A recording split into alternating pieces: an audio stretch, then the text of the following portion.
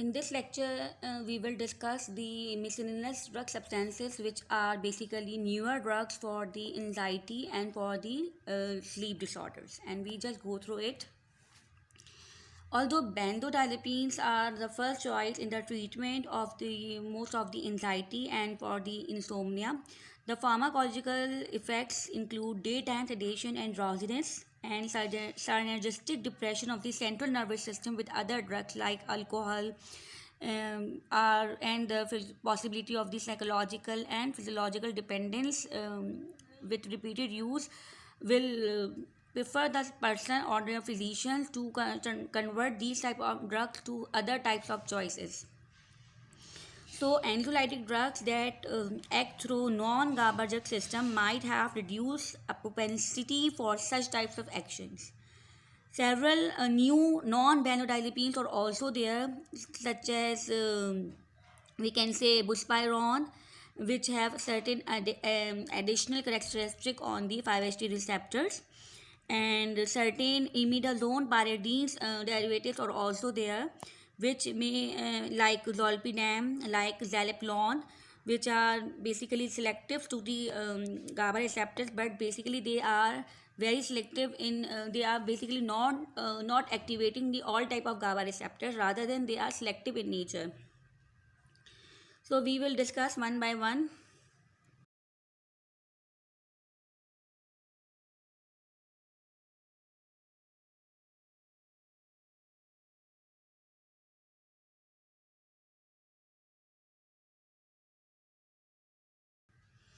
Buspirone is now most selective anxiolytic use is now currently सबसे ज़्यादा जो use हो रहा है इस वक्त वो है बुस्पायरॉन, जो कि जिसने डायज़ेपाम को भी रिप्लेस कर दिया है. And it relieve the anxiety without causing the marked sedation and euphoric effects. It has no sedation effects or mild sedation effect and no euphoric and no dependency effect. The problem is that the anxiolytic effects of this drug take several weeks to develop. अगर हम diazepam और या benzodiazepine से compare करते हैं, इसका effects बहुत delay आता है. 5-HT रिसेप्टर्स जब तक मॉड्यूलेट होते हैं, जब जब जाके पे इसके इफेक्ट्स प्रोड्यूस होते हैं. They do not have the potential CNS depressant effect, and they have a relatively high margin of the safety with fewer side effects, and there is no rebound anxiety or signs of withdrawal when they are discontinued.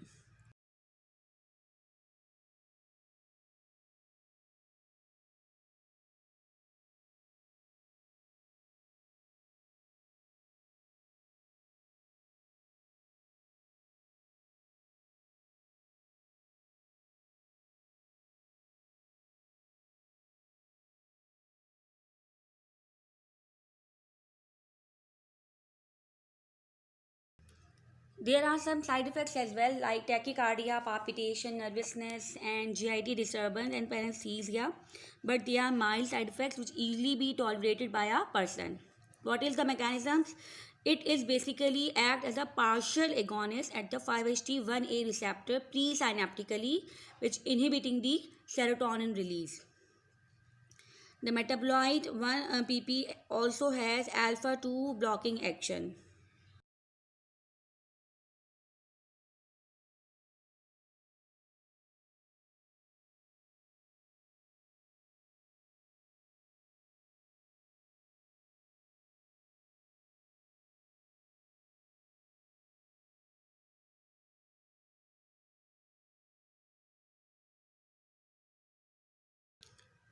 Due to this alpha 2 blocking action, we can say that it may have a tendency to elevate the blood pressure, especially in those individuals which are receiving monoxide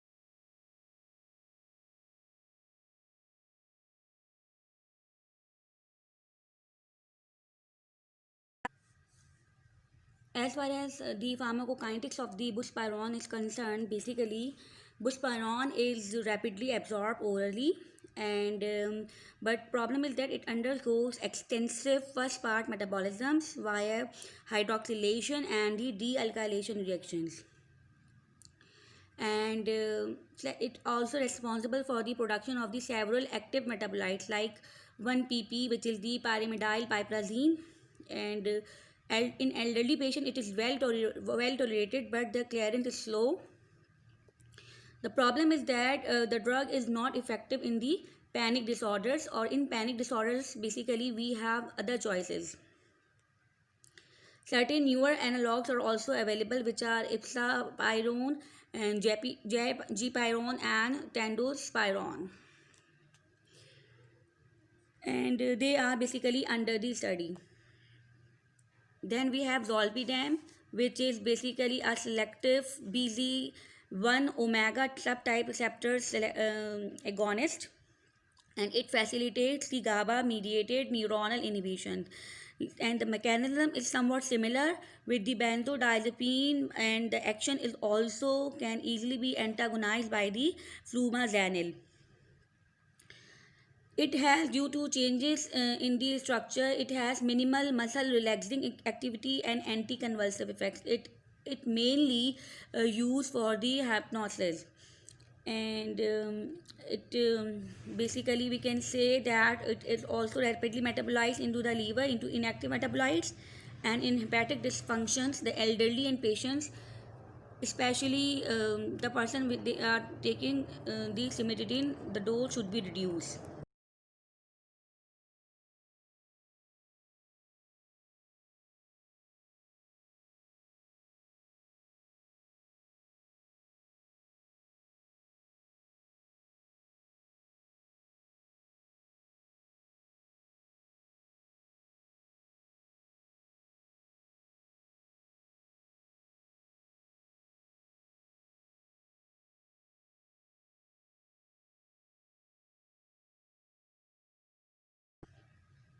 So mechanism is BZAG1 omega receptors agonist facilitate GABA mediated neuronal inhibition if antagonized by flumazanil. So these are some, and it has some characteristic. It's basically we can say that these are certain mechanisms by which we can say that anticonvulsive, sedative, and anxiolytic activity can be produced.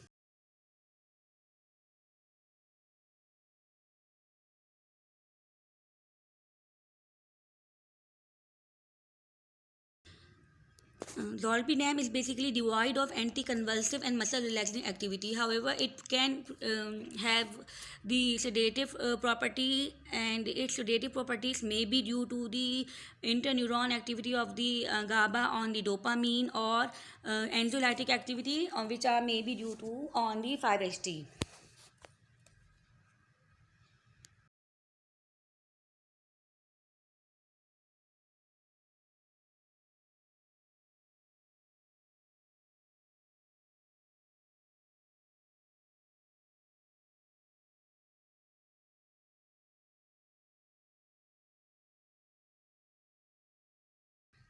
Chlorohydrate are basically they are alcohols, and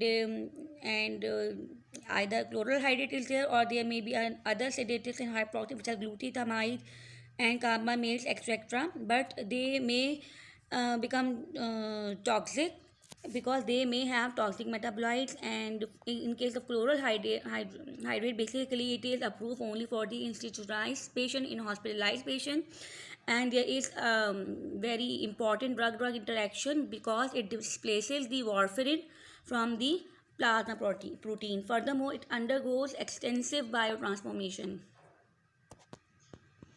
Then we have certain other types of drugs which are basically used as an adjunct for the panic attacks, and they are basically clonidine, which is mainly antihypertensive alpha 2 adrenoceptor agonist, which inhibit the presynaptic neurons and decreases the synaptic potential, जो कि synaptic drive होती है उसको ये inhibit करता है.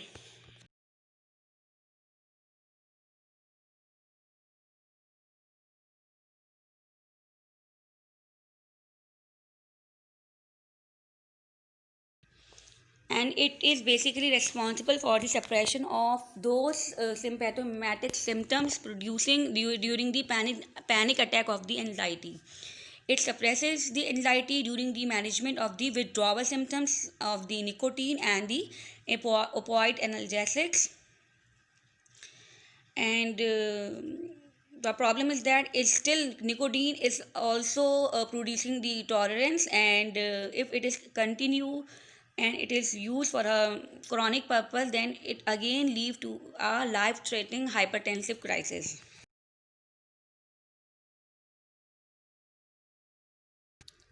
Then we have the propanolol, which is the beta receptor antagonist, and again it is also used to treat some symptoms of the anxiety.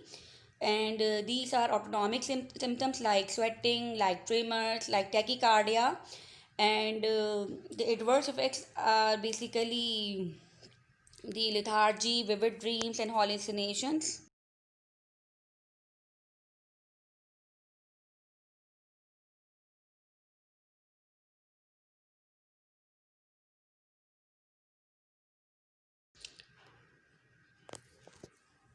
In this lecture, basically, we are focusing on the sedative and hypnotics and the anxiolytics. However, the other uses for these drugs are that for generalized anxiety disorder, that we have the choices of diazepam, lorazepam, alprazolam, and buspirone. For phobic anxiety, in which there are phobias are there, simple benzodiazepines are the first choices. Then we have panic disorders. In panic disorders, benzodiazepines are usually given along with the TCAs and monoamine oxidase inhibitors or certain beta blockers as well. In obsessive compulsive behavior, in which there is a tendency of the repetitive behavior, the choices of drug is the SSRIs and the TCAs. And in post-traumatic stress disorder, but definitely there is stress is there, then there will be a choice of drug is the antidepressant and the mild anxiolytic, which is the buspirone. These are the comparisons that how these drugs are classified, and they are depending upon their tendency कि ये किस चीज़ को कम कर रहे हैं. तो these are the choices. We have alprazolam, buspirone, diazepam, lorazepam, oxazepam, triazolam, which are mainly used for the anxiolytic purpose, not for the hypnotics purpose. While for the sedation, we have the lorazepam, or we have zolpidem, and we have the flurazepam, and we have the stalozolam are the first choices. This is all about the sedative and the hypnotics.